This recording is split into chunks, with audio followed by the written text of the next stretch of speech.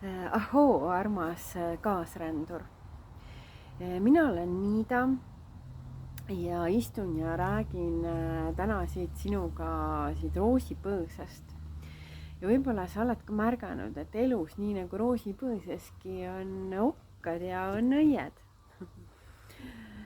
Mina oma tee ja töö terapeudina ja oma kutsumuse olen pühendunud siis sellele, et seda õitsemist oleks rohkem ja okkaid oleks mõnevõrra vähem ja me oskaks nendega toime tulla.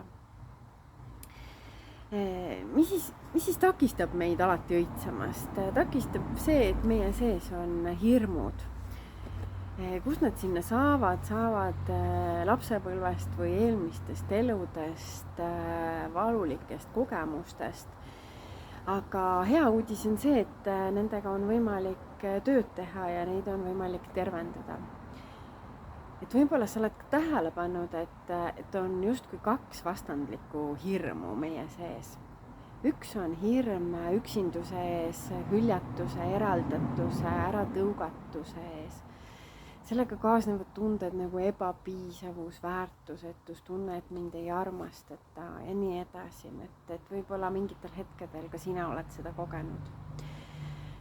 Teine hirm, esmapilgul täiesti vastandlik, on hirm sellise sügava ühenduse, lähisuhte sellise täieliku alasti avatuse ees. Et see võib täpselt samamoodi hirmutav olla. Esmapilgul on need tunded justkui nagu või hirmud nagu vastandlikud, aga nende juured on ometigi samas kohas. on meie haiget saamistes. Kas siis tõepoolest selles elus, varases lapsepõlves või tulevad meiega kaasa vereliini pidi või eelmistest eludest, et kust iganes me oleme siis nad endale sinna seljakotti pakkinud. Et nüüd on aeg nad siis sealt lahti pakkida, võib-olla suisa maha jätta. Ja šamanistliku käsitluse järgi, kui me saame haiget hingeliselt või ka füüsiliselt, siis üks osa meie hingest võib uitama minna. Ja seega öeldakse siis šamanistlikus keeles, et meie hinge osa on läinud kaduma. Ja selleks, et seda kaduma läinud hingeosa tagasi kutsuda, integreerida, õppida temaga uuesti siis koos toimima suuremas terviklikkuses ja tervenduses, selleks ma kutsun sind ühenduses festivalil laupäeva pealelõunal imeilusa nimega Ühenduses templisse, šamanistlikule tervendavale trummirännakule. Me tegeleme sellega, et me räägime üle šamaanirännaku põhitõed, head tavad, kuidas olla, kuidas käituda, kuidas sellest rännakust saada sinu jaoks kõige suuremat kasu, kõige sügavamat tervendust.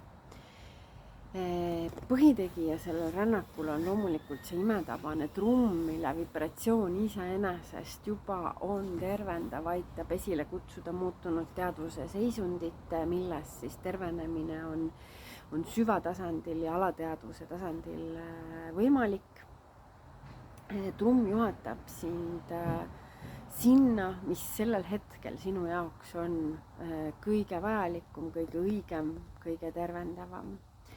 Vahet pole, kas sa astud oma esimesi samme šamanistlikul, tantristlikul teel või sa oled juba väga kogenud rändur. Selles trummirännakus saad sa ikkagi osaleda, sa oled südamest oodatud nautima trummi vibratsiooni, isegi kui sa ei tunne ennast sellise haavatuna ja sügavat tervendust vajavana, oled sa ikkagi oodatud trummirännakule, et sa saad ka mõnusa sellise avardava seikluse lubada endale igal juhul.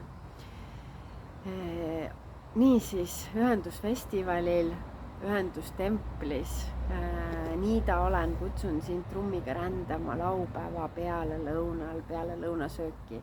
Oled väga oodatud. Kohtumiseni.